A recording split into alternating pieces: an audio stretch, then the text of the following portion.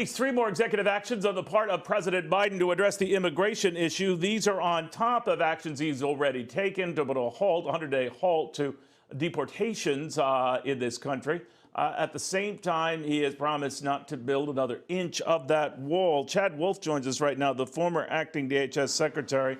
Secretary, always good to see you. Well, he's undoing and unwinding a lot of the stuff you were doing. Are you worried?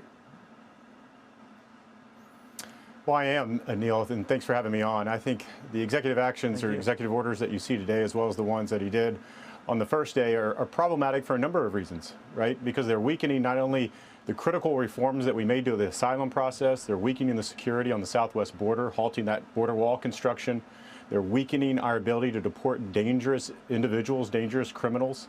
And across the board, some of the legislation that he's putting forward will give work permits to millions of individuals, undocumented and illegal aliens, at a time when millions of Americans are out of work. So across the board, up and down, there's a number of concerns that I have with some of the actions being taken. And at the end of the day, I'm concerned that they're creating a crisis on that southwest border in the middle of a pandemic crisis, in the middle of an economic crisis as well.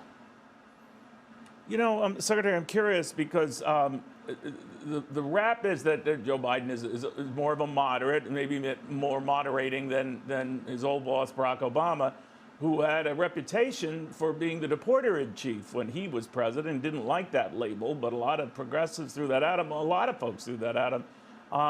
Joe Biden doesn't appear to want that label, at least in these first 100 days. Do you think deportations stay down? To the degree, not necessarily stop, but they're extremely limited, even after the 100 days. Well, that's certainly a concern. I know they're taking a look at it. They have that pause for about 100 days to reset their enforcement priorities there along the southwest border, but also in the interior of the country as well.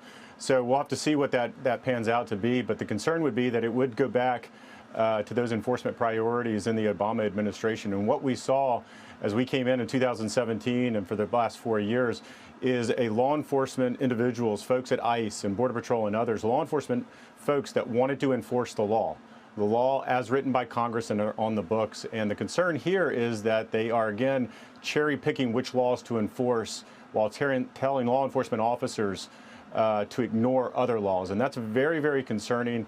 It has a bad morale for the department, and I think that's something that we're going to have to keep an eye on. All right, we'll watch very closely. Chad Wolf, the former acting DHS Secretary of these United States. Very good catching up with you. I'm sorry for the limited time.